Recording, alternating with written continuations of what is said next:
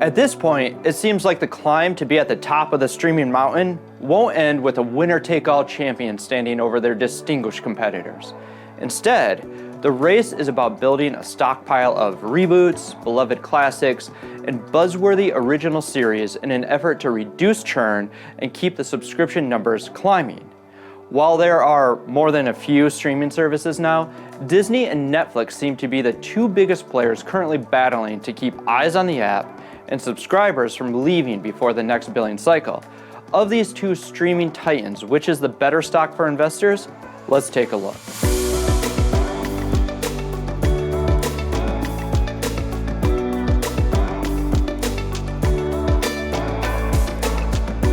Let's start with what makes the headlines: subscriber numbers.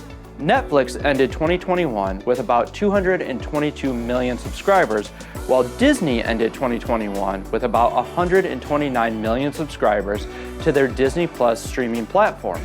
So Netflix is winning, right? On to the next video. Well, not so fast. Subscriber numbers don't tell the whole story. Let's take a look at some other metrics. For a long time, Netflix was the place to go to watch old favorites like Friends or The Office. However, as other streaming services have launched, they have decided to keep their old favorites for themselves. Netflix either needs to find hidden gems like Cobra Kai or Manifest, or they have to produce their own content like Squid Games, Bridgerton, and Stranger Things, which is expensive and means that they need to raise subscription prices. This price issue played a major role in Morningstar assigning a fair value estimate of $305 a share and our 3-star rating. It's hard to see how pricing increases won't have an effect on whether a customer decides to keep the service once the show of the moment has been binged. Disney, on the other hand, has a 4-star rating and a fair value estimate of $170 per share based on realigned segments and lower losses from streaming. Of course, Disney is not just their Disney Plus streaming service.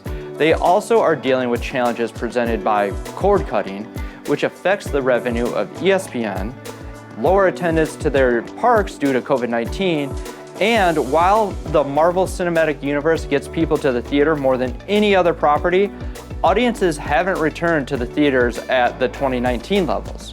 Another factor to consider here is the economic moat. Netflix has a narrow moat based on the data that they are able to gather from their 220 million subscribers. Streaming video allows Netflix to determine how long people are on the app, how much of any show or movie they watch, and they can also use it to improve their service and even decide what kinds of shows and movies to produce next.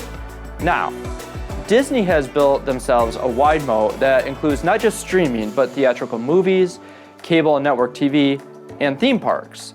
While network ratings have been on the decline and people talk about cord cutting, about 120 million households are still subscribing to cable and watching network TV. Disney is in the TV game with ESPN, ABC, FX, and the Disney Channel.